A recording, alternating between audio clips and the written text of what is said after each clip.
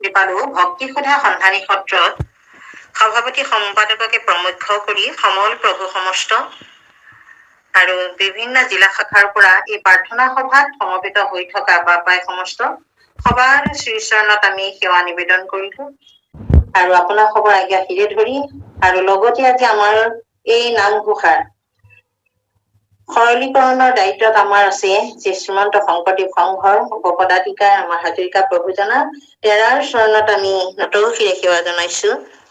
বাপৰ লগত আজি অংশগ্ৰহণ কৰিবলৈ পাই নিজকে কৃতকৃত বহুত ধন্য মানিছো আৰু সেয়েহে এই দায়িত্ব পালনৰ অৰ্থে আমি আপোনাৰ খবৰ আজ্ঞা হিৰে ধৰি মহা মাধৱ পুৰুষৰ এজোকা বাণীৰে আমি পাঠ কৰিবলৈ আগবাঢ়িছো, সেৱা আগবঢ়াইছো। কৃষ্ণ শংকৰ গুৰু হৰি ৰাম ৰাম। প্ৰভু ভগৱন্ত অনন্ত ঈশ্বৰ প্ৰপন্ন জনতাৰণ তুমি প্ৰিয়তম পৰম দেৱতা জানিয়া লৈলো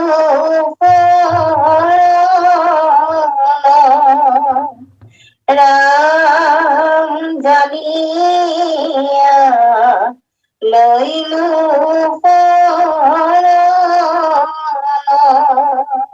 ও হৰি ও ৰাম। সমস্ত জনৰ চৰণত সেৱা জনাই আমি আগবাঢ়িছো। কৃষ্ণ গুৰু হৰি ৰাম কৃষ্ণ। হৰি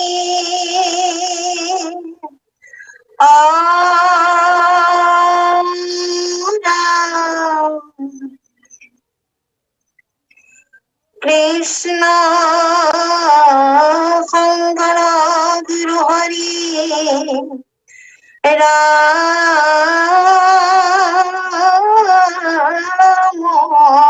ৰাম ৰাম হৰি ৰাম ৰাম ৰাম। নাম ঘোষা শ্ৰী কৃষ্ণয় নমো নমঃ।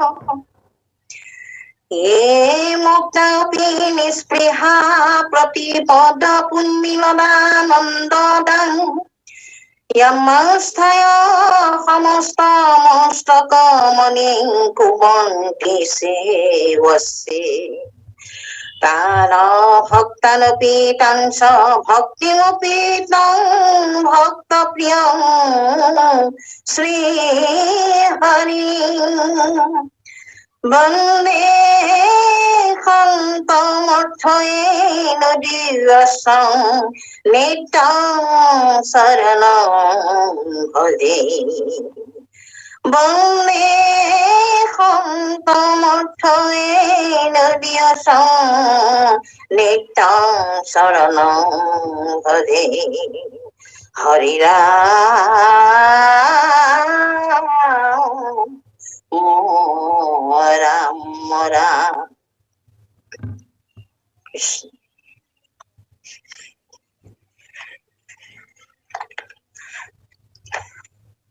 583 তুতি। মুরারি মাধব মধুরে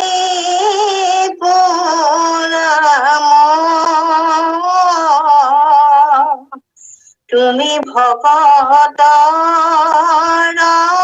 ধৰ্ম অৰ্থ মুখ্য কাম তুমি ভকত ধৰ্ম অৰ্থ মুখ্য কাম মুৰাৰী মনোহৰ ভগৱন্ত দেৱ তুমি বিনে পতিতৰ গতি নাই কেয় তুমি বিনে পতিতৰ গতি নাই কেয় কিনো কৃপাময় দেৱ প্ৰভু যদুৰাই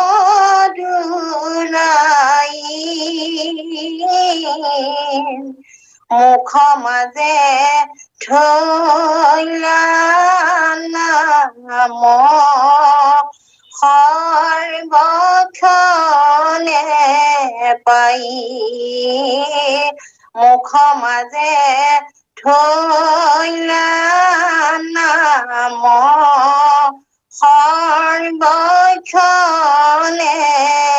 পাই কৃষ্ণ কৃষ্ণ কৃষ্ণ কৃষ্ণ কৃষ্ণ কৃষ্ণ নাম কৰিবৰ কাৰণে সাজু হোৱা আমাৰ মন্দিৰ ভাৰী আইগৰাকী চন্দ্ৰশা জনাইছো আৰু এই ভক্তি সুধা সন্ধানী সত্ৰৰ সভাপতি উপসভাপতি সম্পাদক প্ৰমুখ উপদেষ্টা মণ্ডলী সমস্ত চৰণলৈকে সেৱা জনাইছো লগতে আজি গুগল মিট যোগে বিভিন্ন স্থানৰ পৰা ইয়াৰ লগত সংযোগ স্থাপন কৰি ইয়াত অংশগ্ৰহণ কৰিবলৈ সাজু হোৱা সমস্ত বাপ বান্ধৱ আই মাতৃ চৰণলৈ সেৱা জনাইছো আপোনালোকে আমাক আজ্ঞা কৰিছে আজ্ঞাৰ ওপৰত ভক্তি আপোনালোকৰ আজ্ঞা আদেশ শিৰোগত কৰি আৰু আপোনালোকৰে আশীৰ্বাদ লৈ আপোনালোকে এতিয়া দায়িত্ব আমি পালন কৰিবৰ কাৰণে আগবঢ়া হৈছে ইয়াতে কৰিবলৈ যাওঁতে নিশ্চয় আমাৰ ভাৱ ভংগী চিন্তা চৰ্চা আপোনাৰ খৰচখিনি অপৰাধ হ'ব পাৰে সেয়েহে মহাপুৰুষ মাধৱদেৱৰ বিৰচিত ৰাখি গোসাঁই আপোনাৰ খবৰ ভকত ভাগৱতৰ লক্ষ্য কৰি আমি সেৱা নিবেদন কৰা হ'ল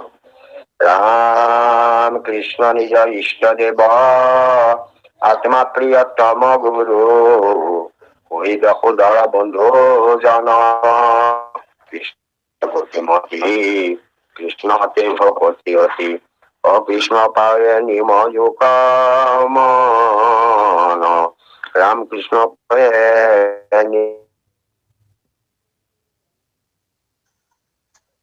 কৃষ্ণ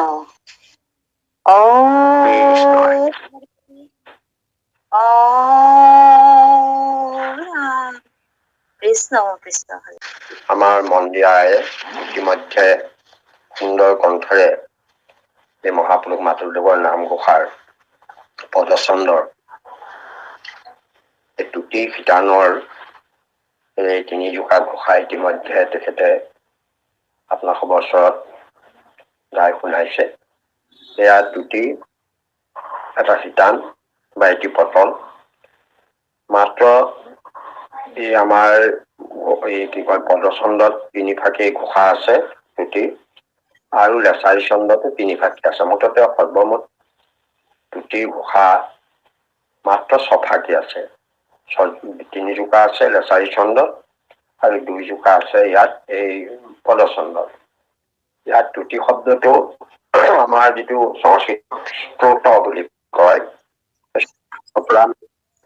তুতি হৈছে স্তুতি হৈছে ইয়াক বিভিন্ন ধৰণৰ বিভিন্ন নামঘোষাত বেলেগে লিখিছে ইয়াত অকল তুতি বুলি উল্লেখ আছে কৰবাত স্তুতি বুলি আছে আৰু আগতে সংস্কৃতত হলে স্ফুট বা স্তুতি তেনেধৰণে পোৱা যায় এয়া হল ভগৱন্তক বৰ কাতৰস্থ হৈ ভগৱন্তৰ চৰণত ভকতে নিবেদন কৰে কাৰণ ভগৱন্তৰ বাবে আন ভকতৰ কোনো আপোন হব নোৱাৰে কোনো প্ৰিয় হব নোৱাৰে আৰু ভকতৰ সমস্ত সমস্যা দূৰীকৰণ কেৱল যে ভগৱন্তহে কৰিব পাৰে এই কথা ভকতে খাটাংকৈ জানে সেইকাৰণে ভকতৰ ওচৰত আৰু নিজৰ সমস্ত সমস্যা নিৰাময় কৰিবৰ কাৰণে ভগৱন্তৰ চৰণত এয়া ভকতে স্তুতি প্ৰাৰ্থনা কৰিছে এইটো ভকতৰ তুতি ইয়াত এতিয়া আপোনালোকে দেখিছে যে মুৰাৰী মাধৱ মধুৰী পুলাম। মুৰাৰী নামটো ভগৱন্তৰ গুণনাম হয়। মূৰ দৈত্যক বধ কৰিছিলে কাৰণে মুৰাৰী মূৰ দৈত্য বৰ ভয়ংকৰ দৈত্য আছিলে। আপোনালোকে জানে গোটেই সন্ত্ৰাসৰ সৃষ্টি কৰিছিলে, কোনেও মাৰিব পৰা নাছিল। তেওঁ বধ কৰি পেলাই আমাৰ সংসাৰ লোকসকলৰ কল্যাণ সাধিলে, সেইকাৰণে তেওঁ সকলোৱে মিলি মুৰাৰী উপাধি দিলে। মাধৱটো জানেই মা পদে লক্ষ্মী দেৱীক বুজয়, তাহাৰৰ স্বামী ঈশ্বৰ। লক্ষ্মীৰ পতি কাৰণে, লক্ষ্মীৰ স্বামীৰ কাৰণে তেওঁক মাধৱ বোলে। মধুৰ প্ৰিয় মধু দমন কৰোঁতা মধু কশ্যপ দানৱে তেনেকৈ বেদ আদি অপহৰণ কৰি লৈ গৈছিল। গতিকে সেই মধু কশ্যপ দৈত্যক প্ৰভু ভগৱন্তই বধ কৰিছিলে। সেইকাৰণে ভগৱন্তৰ এটা মধু ৰিপু নাম হিচাপে দিয়া। ৰিপু মানে মধু দৈত্যক নাশ কৰোঁতা যিজন, সেইজনকে মধু ৰিপু বুলিছে। ৰাম বুলি কলে জানেই অনন্ত চৈতন্য আত্মাক ৰাম বুলি কয়। এতিয়া ভগৱন্তক এয়া ভকতে প্ৰাৰ্থনা জনাইছে, হে মুৰাৰী, হে মাধৱ, হে মধুৰী পুৰাণ, তুমি ভকতৰ ধৰ্ম অৰ্থ মুখ্য কাম। আমাৰ মানে ভকতৰ যি চতুৰ্বৰ্গ সাধন, এই সাধন আমি একো কৰিব নোৱাৰো যদি প্ৰভু ভগৱন্তই কৃপা নকৰে। প্ৰভু ভগৱন্তৰ কাৰণ আমি সংসাৰলৈ অহাৰ লগে লগে এই চতুৰ্বৰ্গ সাধন কৰিবই লাগিব, এইটো আমাৰ কৰ্তব্য। জন্ম হোৱাৰ লগে লগে সংসাৰলৈ যেতিয়া আহিলো এজন মানুহ হিচাপে, অন্যান্য জীৱ জন্তু যিবিলাক আছে তাতকৈ মানুহক শ্ৰেষ্ঠ বুলি কোৱা হয়। আৰু মানুহ দেৱতাতকৈ শ্ৰেষ্ঠ, গতিকে মানুহ হবলৈ দেৱতাই বিচাৰে। তেনেকুৱা এটা শ্ৰেষ্ঠ নৰতনু, উত্তম নৰতনু লাভ কৰি যিটো প্ৰকৃত উদ্দেশ্য যদি আমি সাধনা কৰিব নোৱাৰো, তেতিয়াহ'লে আমাৰ জীৱন ধাৰণ কৰাৰ কোনো অৰ্থ নাইকিয়া হৈ পৰিব। গতিকে চতুৰ্বৰ্গটোক নাম দিয়া হৈছে ধৰ্ম অৰ্থ কামৰ মুখ্য চতুৰ্বৰ্গ। ইয়াক পুৰুষাৰ্থ বুলি কোৱা হয়। পুৰুষাৰ্থ এইকাৰণে পুৰুষে কৰিবলগীয়া দায়িত্ব আৰু কৰ্তব্যকে পুৰুষাৰ্থ বুলিছে। ইয়াক অপবৰ্গ বুলিও কোৱা হৈছে। গতিকে এইবিলাক, এই চতুৰ্বৰ্গ সাধনটো আমাৰ সকলোৰে কাৰণে অতি প্ৰয়োজন। ধৰ্ম আমি কৰিবই লাগিব। গতিকে ধৰ্ম বুলি কওঁতে ইয়াত পূজা পাতাল, নাম গোৱা, সকাম, যাগ যজ্ঞ এইবিলাকক ধৰ্ম কোৱা নাই। ধৰ্ম হল বিচাৰ বিবেচনা চিন্তা চৰ্চা কৰা মানৱতাৰ বিকাশ।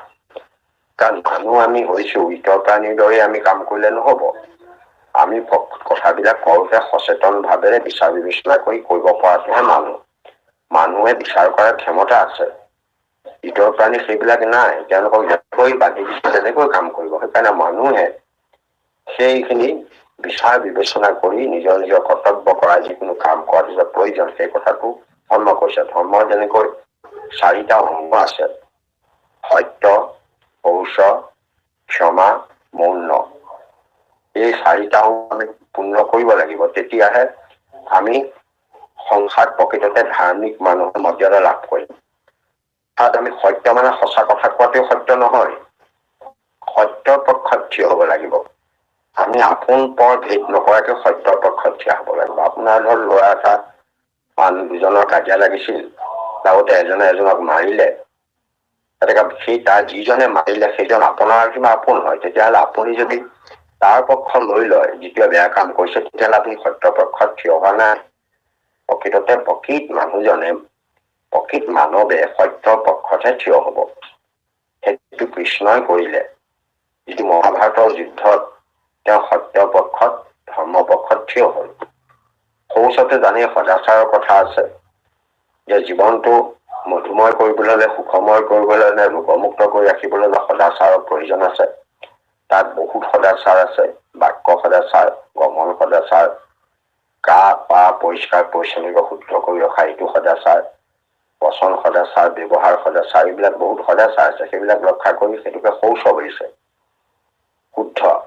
আৰু ক্ষমা, এতিয়া আমাৰ এটা কথা আছে কি, আপোনালোকে ভাগৱতত দেখিছে যে আমাৰ এই দ্ৰৌপদীত কিমান ডাঙৰ ক্ষমা গুণ আছে। এনেকুৱা বাৰু ভাবিব পাৰিবনে কোনোবা মহিলা আছে নে, এনেকুৱা কোনোবা আমি মাতৃ পাম নে, যি 5টা পুতেকক কটাৰ পাছত যিটোৱে কাটিছিলে তাক অতি সহজে ক্ষমা কৰি দিছে।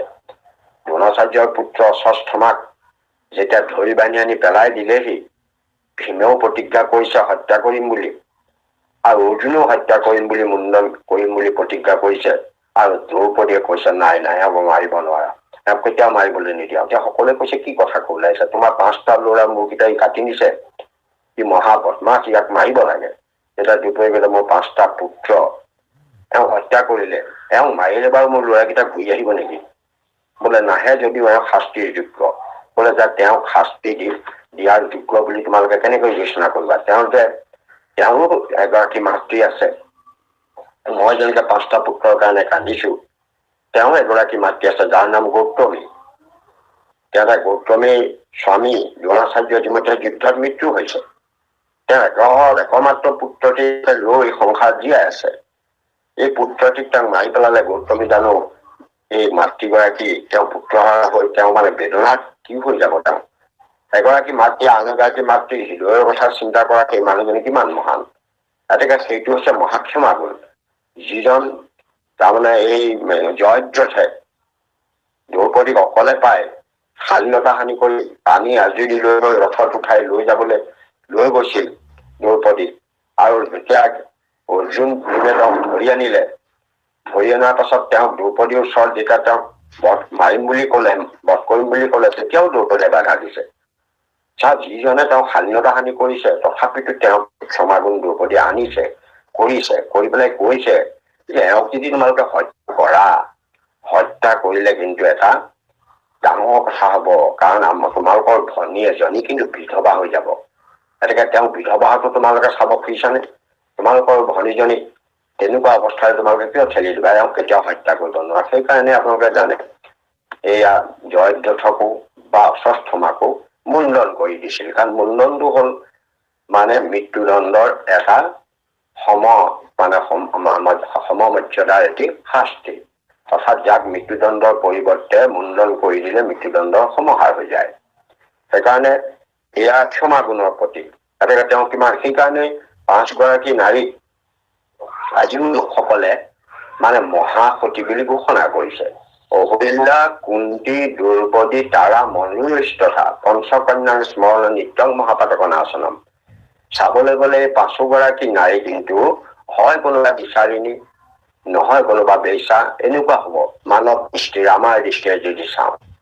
কাৰণ কেলে অহল্যাই ইন্দ্ৰৰ দ্বাৰা ধৰ্ষিতা হৈছে, গৌতম ঋষি সাপত শিলা হৈ আছে। তাৰ পাছত এয়া কুন্তীটো জানেই ঘৰত থাকোতেই, বিয়া নহওঁতেই তাৰ আগতেই তেওঁ পুত্ৰ হৈছে কৰ্ণক তেওঁ জন্ম দিছে। তেখেত তেওঁ তাৰ পিছত আকৌ দেৱতাবিলাকক আৰাধনা কৰি পেলাই তেওঁ পুত্ৰদান কৰিছে, পাইছে। তাৰপৰা কুন্তীও সেইফালৰ পৰা কুন্তীটো মানে আমাৰ তথাকথিত লোক মাজত তেওঁতো বেচাই হৈ যাব। সিফালে আপোনাৰ আকৌ কি কয় তাৰা সেয়া প্ৰথমে তেওঁ আছিল বালিৰ পত্নী, বালিয়ে তেওঁক বিয়া পাতিছিল। তাৰ পাছত আকৌ মানে ৰামৰ প্ৰথমতে বালি যেতিয়া মৰিল তেতিয়া আকৌ সুগোকে বিয়া পাতিছে। সেইদৰে মণ্ডোদৰীকো প্ৰথমে ৰাৱণৰ পত্নী, তাৰপিছত আকৌ তেওঁ বিভীষণে বিয়া পাতিবলগীয়া হৈছে। সেইবোৰ কিন্তু এই কেইগৰাকী কিহৰ কাৰণে মহাসতী হল? মূল কথাটো কৃষ্ণৰ প্ৰতি থকা তেওঁলোকৰ ভক্তিটো, সেইটো দিশতহে তেওঁলোকক মহাসতী কৈছে। কুন্তীয়ে চাওকচোন সদায় আপদ বিচাৰিছে, বিপদ বিচাৰিছে। মোক যাতে বিপদে নেৰে, বোলে কেলে বিপদে এৰিব নালাগে তোমাক? যে মোক এই কাৰণে বিপদ লাগে, বিপদতহে মই তোমাক চিন্তা কৰিম হে কৃষ্ণ, তেতিয়াহে তুমি আহিবা দৌৰি আমাক ৰক্ষা কৰিবলৈ।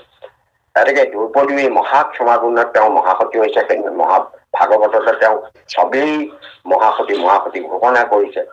কুন্তীয়েও কিমান ত্যাগ কৰিছে, আকৌ প্ৰতিগৰাকী এই ত্যাগৰ নিদৰ্শন দেখুৱাইছে কাৰণেই পঞ্চ নাৰীক মহাসতী হিচাপে ঘোষণা কৰিছে। অহল্যা, কুন্তী, দ্ৰৌপদী, তাৰা, মণ্ডোদৰী তথা পঞ্চকন্যাৰ স্মৰণ নিত্যং মহাপাতকনাশনম। গতিকে যিসকলে এই মানে পাপত পৰিছে বুলি ভাবে হেনো ৰাতিপুৱাই এই পঞ্চকন্যাৰ নাম স্মৰণ কৰিব লাগে। যি কি নহওক, গতিকে এইটো এটা ক্ষমাগুণৰ প্ৰতীক। এই ক্ষমাটো এটা ধৰ্মৰ প্ৰতীক।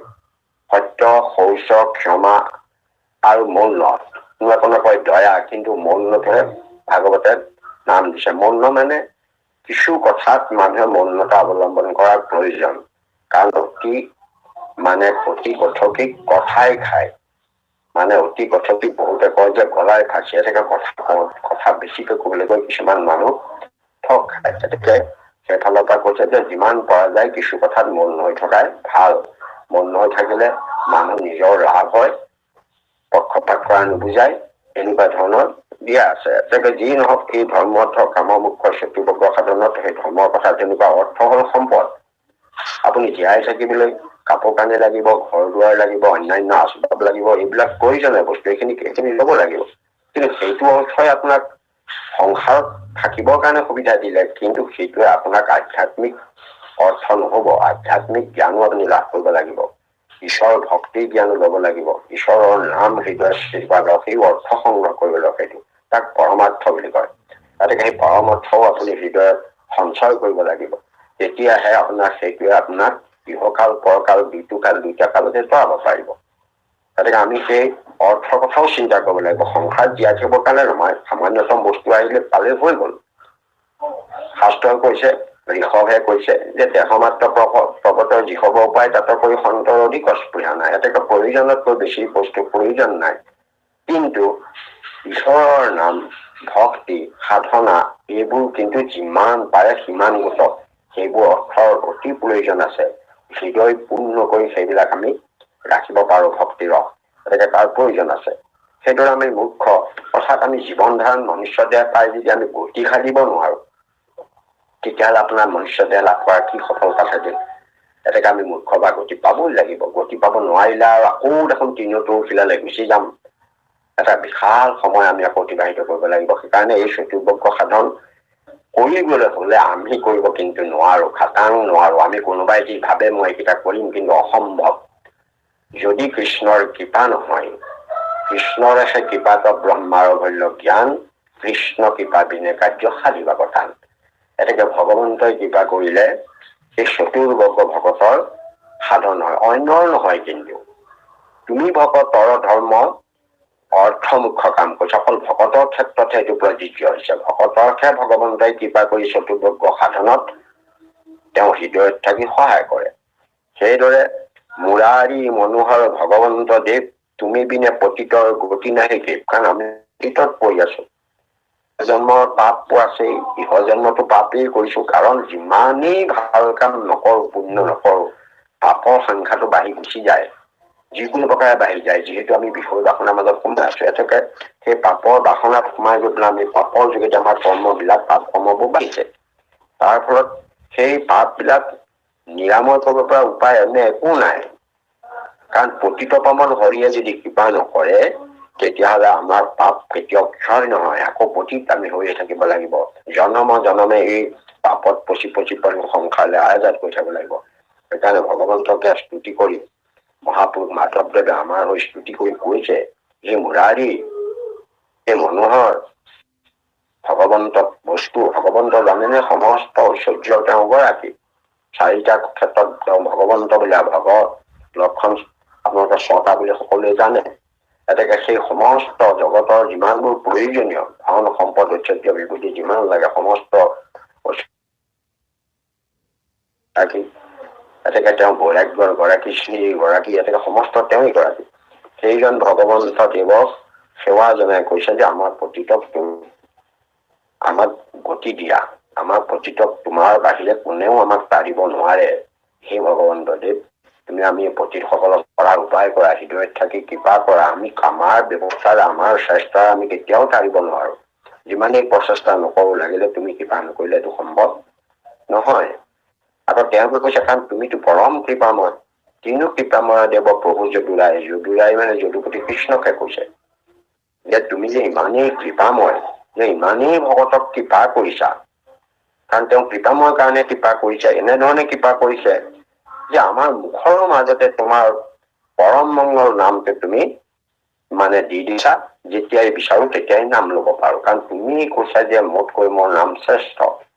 এতেকে যি নাম লয়, যেই নাম সেই হৰি জানা নিষ্ঠ কৰি, নামৰ লগত থকা আপুনি শ্ৰী হৰি। আৰু সেই নামটো তুমি কৃপা কৰি ভকতৰ মুখত ভাণ্ডাৰ ৰূপে দিছা। যেতিয়াই মন যায় তেতিয়াই তোমাৰ নাম লব পাৰে, আৰু তোমাৰ নাম লোৱাৰ লগে লগে তুমি প্ৰকাশ হৈ যাবা, তুমি হৃদয়ত বিৰাজমান হৈ যাবা। তেতিয়া তুমি এই পতিতক তাৰিব পাৰিবা। এতেকে ভগৱন্ত কিমান কৃপালু সেই কথাটো ভকতে ইয়াত নিৰীক্ষণ কৰিছে। এতেকে ভগৱন্তই ভকতক কৃপাৰ কাৰণেই তেওঁ হেনো হৃদয়ত আমাৰ মুখৰ মাজতে নাম দিছে। এনেধৰণে দিছে যাতে মুখ মেলি ৰাম বুলিব পাৰো, কৃষ্ণ বুলিব পাৰো, হৰি বুলিব পাৰো, ইমান সহজে। এই সহজ ব্যৱস্থা এটা প্ৰভুৱে কৃপা কৰি ভকতৰ কাৰণে দিছে, তথাপিতো আমি ইমান সহজে দিছে যদিও আমি তাক ল'বলৈ মন নকৰো, অন্য কথাহে গাই বাই থাকি ভাল পাওঁ।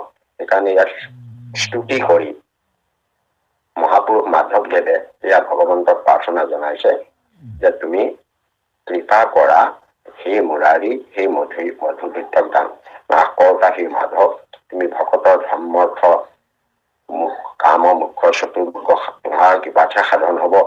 আৰু আমাৰ পতিতসকলকো তুমিহে পতিতৰ পৰা উদ্ধাৰ কৰিব পাৰিবা। আৰু তুমি পৰম কৃপালু, যিহেতু তুমি আমাৰ মুখৰ মাজতে তোমাৰ পৰম মংগল নাম সৰ্বক্ষণে পোৱাকৈ তুমি দি থৈছা। কৃষ্ণ।